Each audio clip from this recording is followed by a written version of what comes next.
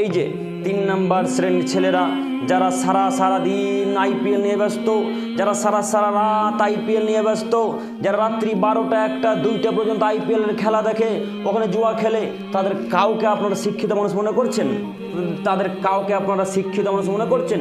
জি না, এরা কেউ শিক্ষিত নয়। যত মানুষ আইপিএলের খেলা দেখে এরা কেউ শিক্ষিত নয়। যত মানুষ আইপিএলকে মূল্যায়ন করে তারা কেউ শিক্ষিত নয়। তারা সব বর্বর, তারা সব অশিক্ষিত, তারা সব নির্লজ্জ, তারা সব বেহায়া মানুষ। যদি অশিক্ষিত না হতো রাত্রি 12টা 2টা 1টা 2টা পর্যন্ত কেউ আইপিএলের খেলা দেখে? আর ওই যে 3 নাম্বার শ্রেণীর মানুষ যে দোকানে, চায়ের দোকানে টিভি ভাড়া করেছে, চায়ের দোকানে বড় একটা এলসিডি লাগিয়েছে, চায়ের দোকানে বড় একটা টিভি লাগিয়েছে, ওই টিভিতে আইপিএল খেলা চালু করে দিয়েছে। এখন চায়ের দোকানে 1000 মানুষ, 1500 মানুষ ওই আইপিএল খেলা দেখছে আর চা পান করছে। ও তো চায়ের দোকানের মালিক অশিক্ষিত, ও তো চায়ের দোকানের যুবক অশিক্ষিত।